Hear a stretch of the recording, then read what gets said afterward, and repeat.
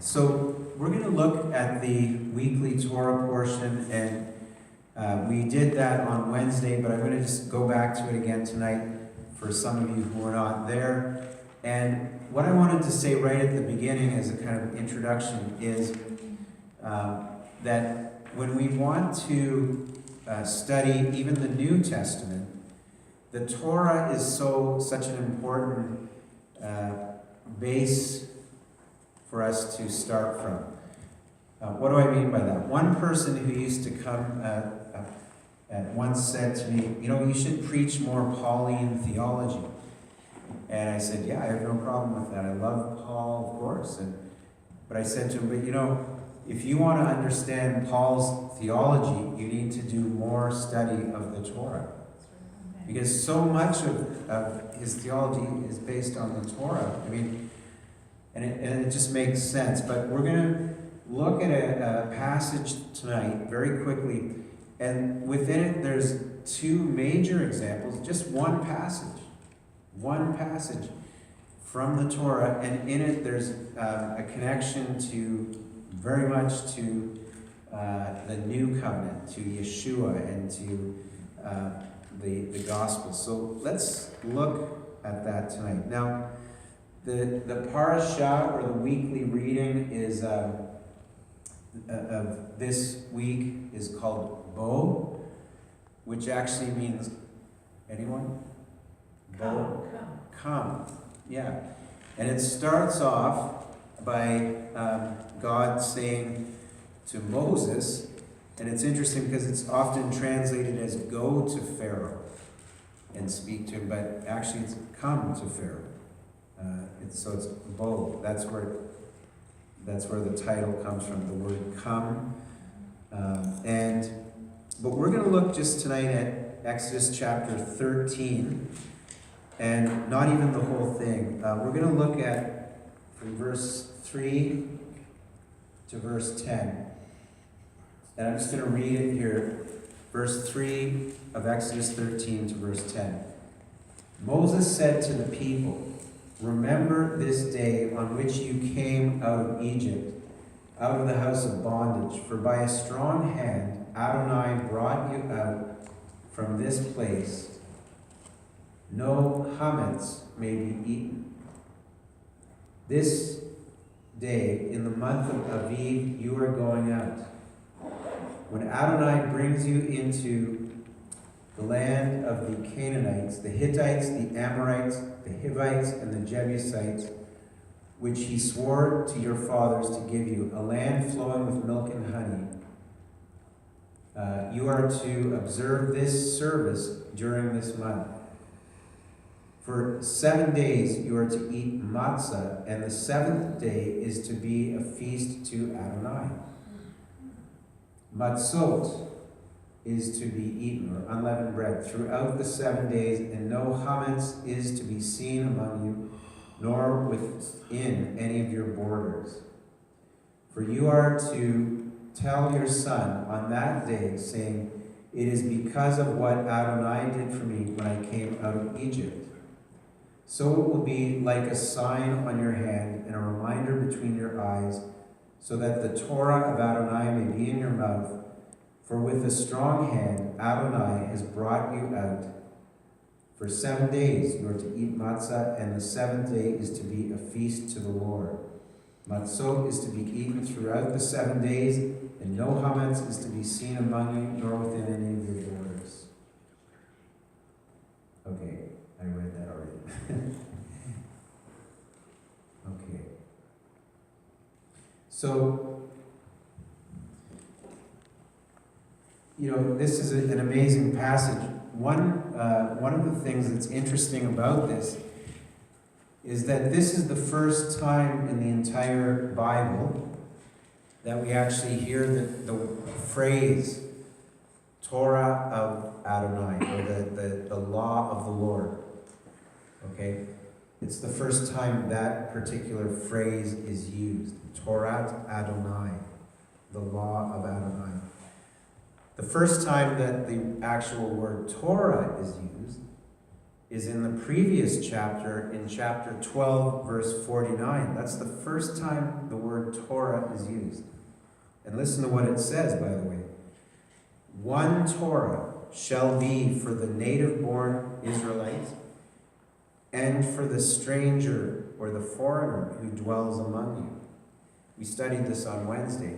It's interesting. The very first time the word Torah is used in the whole Bible, it says there's one Torah, for whether you're Israelite or a foreigner who's come to live among the people of Israel.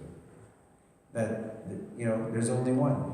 Now, it's amazing because the next thing it starts to talk about is Passover. And God says right away in verse 3 of chapter 13, remember this day in which you went out of Egypt, out of the house of bondage. Remember this day. It's amazing that we think about Yeshua, the Messiah, on the night that he was betrayed, when he took the cup and the bread. It was Passover. And what were they doing? They were remembering, as God said, that God had taken the children of Israel out of Egypt on that day. On that day, the 14th of Nisan. And it's interesting and important for us to look at this now because we are coming up very soon to Passover. It's going to be at the end of March on our calendars, and the beginning of April is Passover. It's a 7-day festival, as we just read. 7 days, the Feast of Unleavened Bread. And what's amazing, and I kind of want to stress this to us tonight, because whether you're an Israelite, whether you're Jewish, whether you're not, I think there's something in here that God is saying to us. Like when it comes to this, there's really only one way. There is only one way. Ultimately to the Father, and that's through Yeshua. But it's also amazing how important Passover is, isn't it? It's so important. It's so important. Passover. It's the time that the Passover lambs were sacrificed, that the people could come out of slavery into freedom. It's the time that Yeshua, the Lamb of God, gave his life, as a sacrifice for all of us, that we can come to the Father. It's the redemption. It's all about the redemption of the Lord. And so, right away, God says, remember this day. And the word in Hebrew has a sense of an ongoing, the verb is like an ongoing thing. He's not just saying, remember it, and then that's it. No. Remember it always. Keep remembering it. And isn't it interesting that then Yeshua, when he took these elements, part of the Passover, he also said, do this in remembrance of me. Because actually, he is Passover. Isn't it? That Paul, Rabbi Shaul said, Messiah, our Passover, is sacrificed for us. Therefore, let us keep the feast. And so, isn't it interesting how just this little passage has so much to do with, our faith in Yeshua? So many people, and when you go to many congregations out there, you'll hear this time and time again, and I've heard people say it even recently, and some of these are pastors, and, I think they have the greatest intentions and everything, but they'll say things like, well, all the old is fulfilled, and, now it's new. But yes, okay, I get that. There's a certain element of that, but isn't it also true that, how much of this is the basis of the new covenant? It's like, it's like 100%. And so, it's amazing. And what I want to say is, as we come close to this time of Passover, if you're not ready for it, like, I think we need to be ready. Like, I know even in some of the traditions of the church, let's say, they have a season of getting ready, don't they? Isn't there? I mean, It's called Lent. I don't know where it came from. It was probably a loan. It might have been a loan word, you know. I was going to say, you know how there's sometimes a loan word from another language, but in the past tense it would be Lent. No, I'm just kidding. Or it could, but no, it's Lent. It's a 40-day period coming up, and they get prepared, isn't it? I don't.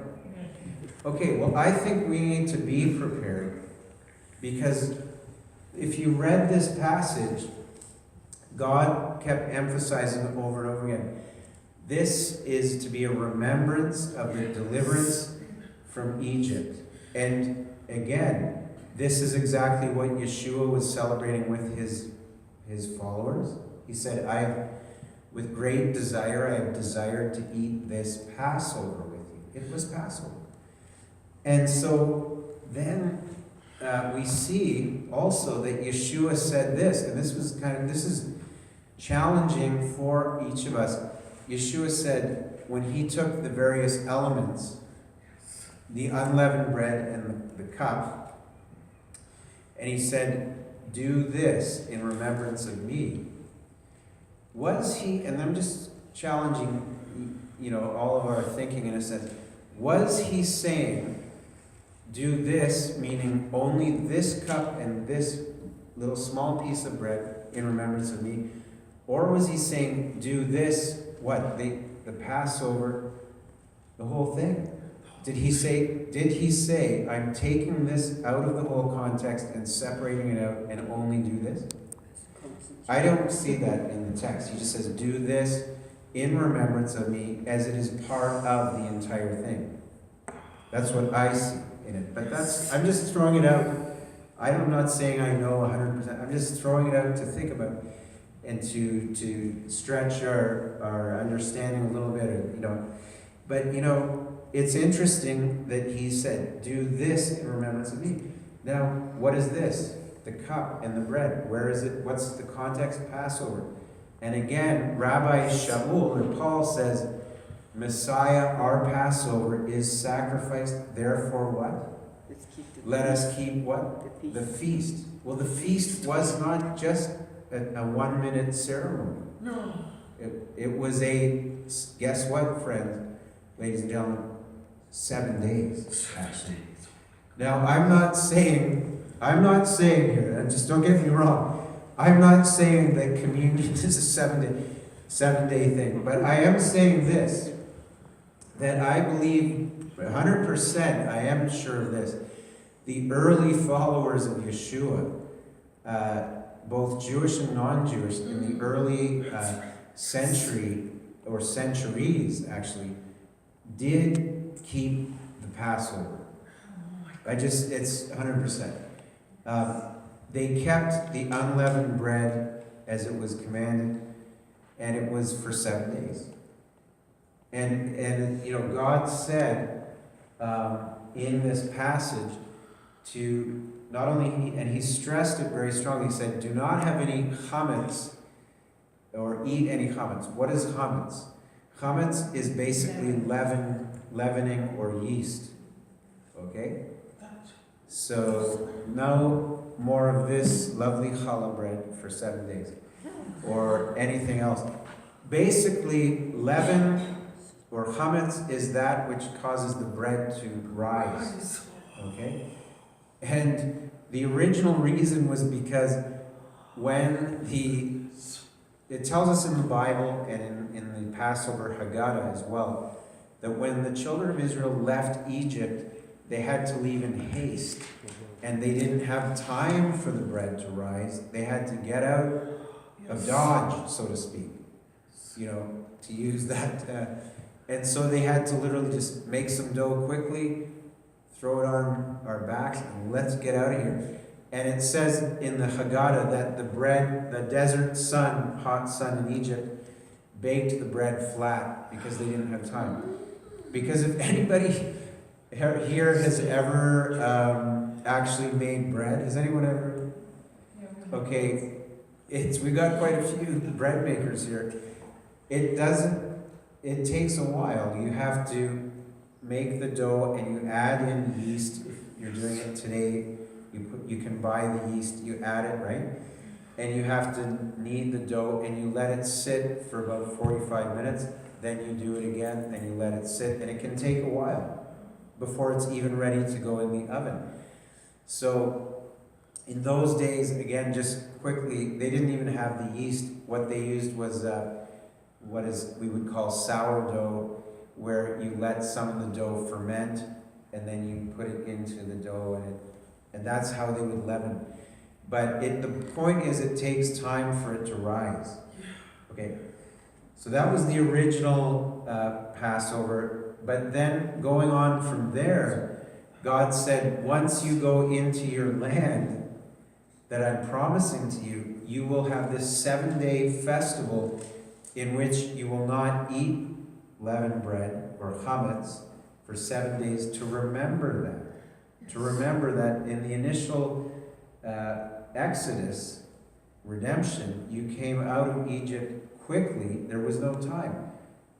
But when you go into your land, it's not that you don't have time. You're forbidden to eat chametz as a part of a remembrance. It's part of the remembering. Sometimes we do need to do things to remember. Yeshua said, take this, do this, he said, in remembrance of me.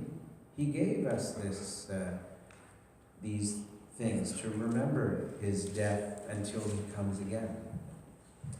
And so, why am I saying this? Because I believe that there is a blessing in following these instructions. As we said earlier, in Exodus 12:49, actually, it says there's actually one Torah shall be for all, for the native born or for the stranger who dwells among you. But, God said, not only are you to not eat chametz for 7 days, or leaven, but only eat matzah, the unleavened bread. But he also said that there should not even be leaven even in your, it says in that translation, in your borders, but in your possession, in your house. And that's why Jewish people who are keeping Passover, a couple of days before they start to clean their house, and you get rid of all the old leaven out of the house. Okay? And that can be quite a chore, because believe it or not, there's leaven is in more than just a loaf of bread. It could be in crackers, it could be in cookies, pasta, many, many things. And so the idea is to break with the old, get the old chametz, clean it up, get it out of the house, and to start anew. And when you actually go through that and do it, you learn a lot. You really, see, I think, sometimes we want things to be just instant, let's just communion, it takes a minute, that was great. But this is like a 7-day thing. And again, don't get me wrong, I'm not saying communion should take 7 days to do it. I'm not saying that. I'm just saying that when we follow this 7-day feast of the Lord, appointed time of the Lord, there is a lot to learn. Paul said, and again, 1 Corinthians chapter 5, verse 6, he says, your glorying is not good. Do you not know that a little leaven leavens the whole lump? Therefore, purge out the old leaven. In other words, get rid of the old chametz, or the leaven. He's giving the imagery of the Jewish people preparing for Passover. Clean your house. Clean up the house. But he's talking about us.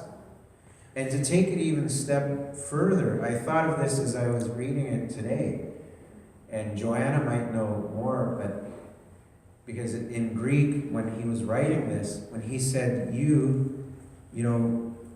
clean, get rid of the old leaven, I believe he was talking to plural, but plural. In other words, you all, everyone. Yes, you can make it personal too. But I think he's also saying we can't have these things within the body. Sin. Do you see what I'm saying? Okay. Then he says, purge out the old leaven that you may be a new lump, since you truly are unleavened. For indeed, Messiah, our Passover, was sacrificed for us. Therefore, let us keep the feast. And the feast, again, is this 7-day thing. The feast of unleavened bread. And so there's a lot for us to learn in it. And you can see where this one little passage just touches the New Testament in many ways. By the way, Exodus 13, do you guys know what tefillin are? The prayer boxes that Orthodox Jewish people put on when praying, on their hand and on their forehead. Inside those little boxes are scrolls, small scrolls in Hebrew from the Bible that are written by a scribe and are actually handwritten, scroll. One of the parts is this, Exodus 13. That's the first part in there. It's in there. Because in here God said, this will be on your hand. You bind it on your hand. It'll be as, before your eyes. And the Shema is in there. Hear, O Israel, the Lord our God is one. But this is in there. It's so important. In other words, this is very important. That's why it's in there, because it's so key. And yet, many believers we've drifted away from this to where, we don't need to go through and clean the house. And we don't need to do it for 7 days, and so, et cetera, et cetera. And, again, I want to stress, I'm not suggesting for a moment that you have to do these things in order to earn salvation. I'm not saying that. But I am saying this. This is what Yeshua did. This is what Paul did. This is what all the early believers did. And there is something to learn by doing it. Because if we see that, as Paul said, sin actually, leaven represents sin. Leaven represents pride. Leaven represents malice, he calls it, or wickedness. Well, one of the things that we learn is that, it's not always just the blatant, obvious, like, this big loaf of bread. It could be something that you don't think even has leaven. A candy bar, and you read it closely, there's leaven in it. Throw it out. Oh dear. See, you know what I'm saying? There's that, and so it's a thorough search, and also, we might think, it's easy to do. It's easy. Well, it's more challenging than you would think. The initial cleaning, and then also living that for 7 days. But it's symbolic of the sinless life also of Yeshua, who was the only one who ever was completely without sin, and his body was broken for us. And that's what really it represents. But I'm saying this now to encourage you to think about maybe doing it this year. And I look at it as also a fast. There's different kinds of fasting. Even in the Bible, you've heard of the Daniel fast, 21 days without meat and so on. And then there's the Esther fast, it's 3 days, and there's a 1-day complete fast. Different fasting. In a sense, this is a fast that God gave a 7-day fast from yeast or unleavened bread. And I have a theory that it's probably good for us too. God knows what he's doing. He probably gave this as a healthy thing for our physical bodies as well. Like, it has a multitude of meanings, spirit, soul, and body. And I just, I can't prove that last part, but I think it probably is. And so I just encourage you, and the reason I'm saying it now is because it's in the weekly Torah portion. And also, I think it's that way also that because it helps us to prepare ahead of time and mentally get prepared, because you actually need to kind of gear up for that. and say, hey, I'm going to do this. And so to think about it now and start planning ahead. So that is basically, that's what I wanted to share today from Exodus 13. There's a lot more in this little passage. Bless you. There is, when God says through Moses, you shall tell your son or your daughter about this, it's where we get the word Haggadah, is from that verse. The Passover Haggadah, it's a booklet that we use to tell the Passover story, which we will be doing Passover, but it's called the Haggadah, which means the telling or the account, because God said, you will tell this to your children about what happened. You are to remember this. And so it has a lot of spiritual meaning. And, I know we are free in Messiah. People say we're free in Messiah. Yes and amen. We are free in Messiah to do, but I would say this. I wouldn't say to do whatever we want, though. I don't think that's quite right, do you? No. We're free to do whatever we want. Yes, you could, I guess. But I mean, is it profitable? Is it good? And also, there have to be some boundaries or guidelines. The word Torah means instructions. Yes. And I think this is the instructions of the Lord. I think it's important to do things God's way. The unleavened bread, there's a meaning behind it. I heard someone once, say, well, he was just using what was on hand, but it could be anything. This person told me this once. It could be just a donut and a Tim Hortons. What? And I said, well, that's nice, but there's a lot more meaning in it.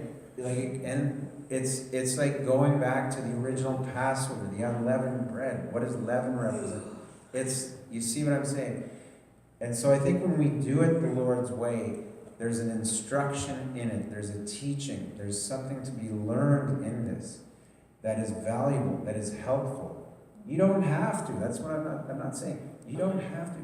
But there is a blessing in it. And so I encourage, and I just kind of put it out there, the 7-day matzah challenge for 2018.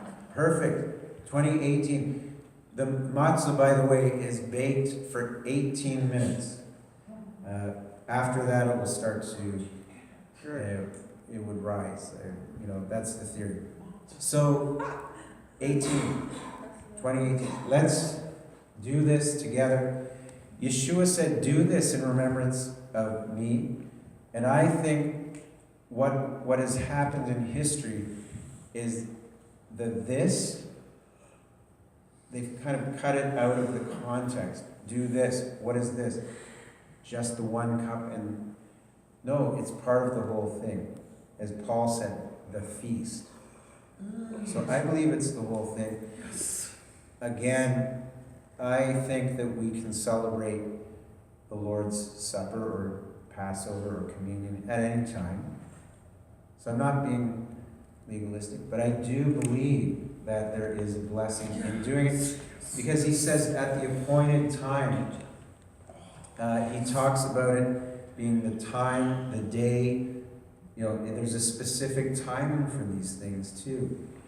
So I leave that with you. There's more that we could look at in this passage, but for time, I'll just mention it quickly. The last one it goes on to talk about the redemption of the firstborn as being a very important thing, that the Jewish people were to redeem the firstborn male who opens the womb. So the firstborn son of really in a sense, of every woman will have to be redeemed. Because why? Because we remember, how did we come out of Egypt? The last and most horrible plague was the plague the death of the firstborn Yes. of all the land of Egypt, and only the houses where the blood of the lamb was that firstborn son saved. Okay, that's the only way, the blood of the lamb. And so again, if you read Luke chapter 2, you'll see that they did this for Yeshua because Yeshua was the firstborn male of not only Mary, but the Son of God. But they redeemed him. They went to the temple and went through according to the law of Moses, it says. Where is it? Exodus 13. So there's a lot in here to study, and I encourage you, to spend more time studying the Torah, studying the Tanakh, because it helps to bring out a fullness when we study about Yeshua. Amen. So we're going to close right now just with a word of prayer, and we're going to have some refreshments. We can have time to discuss and some questions and so on.